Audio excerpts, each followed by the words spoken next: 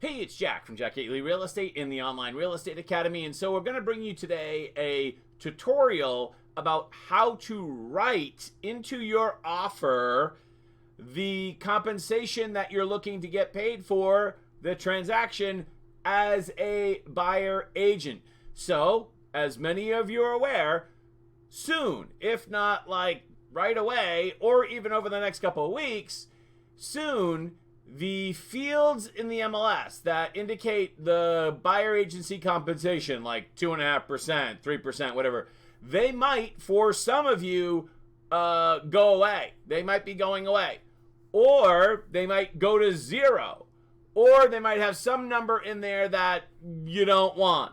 Now, we're not going to get into the deep thoughts on the whole lawsuit situation, but it's a changing environment, let's just put it that way. And as a buyer agent, you might want to ask the seller directly to pay your fee in some situations. So remember, I'm not a lawyer, too smart to go to law school, and this is not legal advice. This is just entertainment.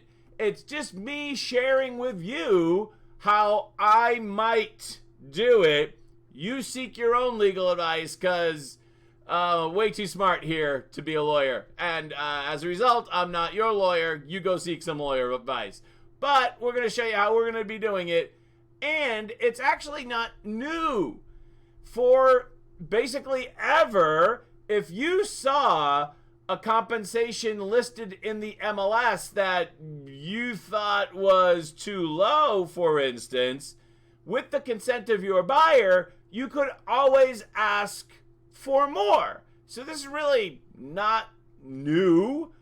You might be doing it on a more frequent basis, but the mechanics of it is not new.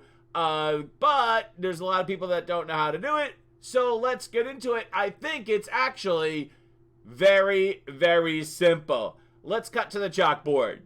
Or the whiteboard, actually. Let's go with the whiteboard. So I think we have here a draft sentence. It probably could be a little bit better, and you could fairly tweak it on your own or have your lawyer do it, because remember, I'm not your lawyer, because I'm not a lawyer. We covered that. All right, so in your additional provisions. Now, again, here in Massachusetts, we have an offer and then a purchase and sale agreement. Many of your states do the purchase and sale agreement right up front.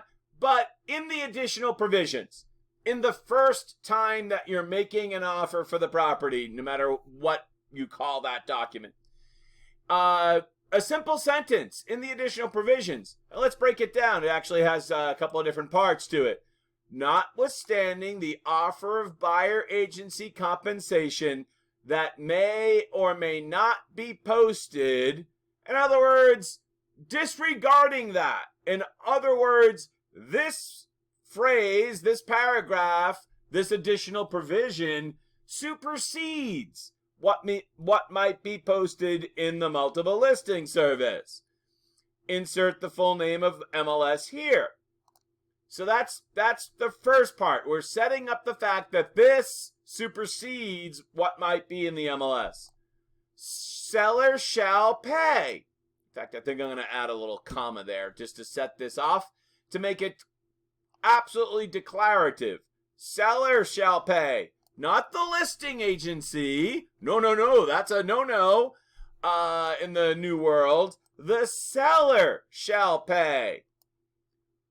Upon the recording of the deed. So here in Massachusetts, and your state might be different, but here in Massachusetts, compensation is not due and shall not be paid until the sale is final, which almost always means upon the recording of the deed at the registry of deeds. And that's how it's done here in Massachusetts. Check your local listings. And then add in your agency name and I would say license number as well, so that there's no doubt as to what organization is getting paid here. And then the compensation amount. Compensation amount of the net sales price. Actually, I think there's several different ways to get paid.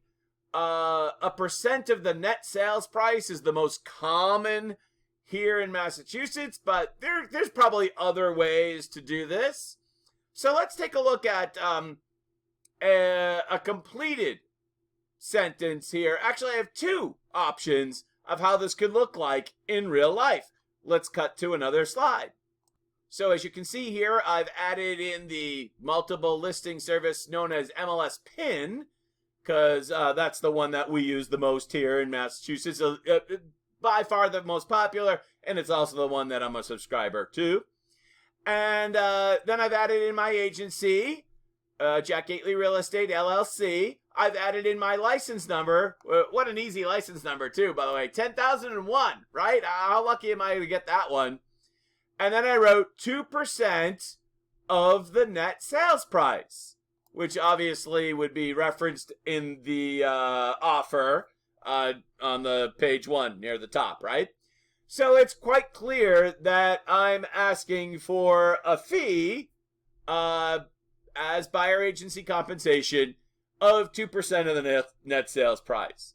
Pretty straightforward.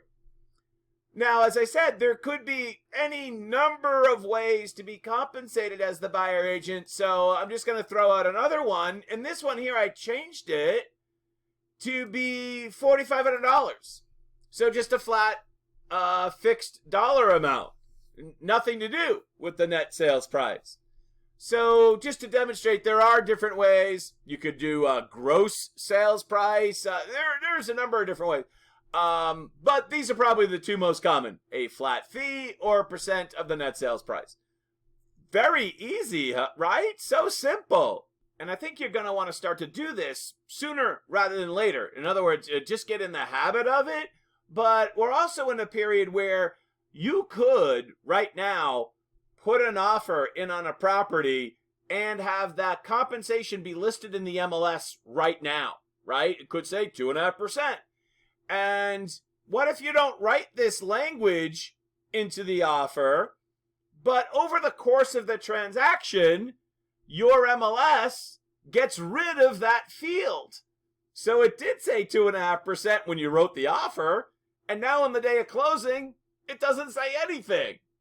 So wouldn't you want to protect yourself by having it written in the offer? Oh, word of warning.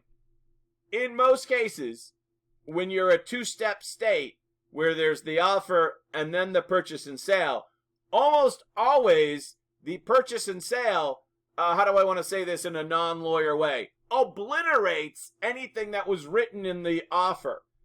So, especially word of warning here in Massachusetts, if you have this language in the offer, you absolutely positively want to make sure it's copy and pasted in the final version of which it's agreed to over to the purchase and sale. Make sure it's in the purchase and sale if you're a two-step state, which we are here in Massachusetts. Because if it's in the offer, but it's not written in the purchase and sale, then it doesn't exist. Because once again, the purchase and sale, I think the word obliterates is a good way to describe it. It obliterates the offer. So, yeah, food for thought. You want to make sure it's in both documents as it's finally agreed to. Remember, you might say, hey, we want to get paid $4,500. There might be a negotiation. Maybe it comes out to $3,800. Or 1.75% of the net sales price. Whatever the number ends up being, you want to make sure that it's final, it's in the offer, written that way, and also pasted into any subsequent purchase and sale agreement. All right, so that's it for now. Remember, I'm not a lawyer. Purely entertainment. Have a great day. Go make some money. Bye-bye.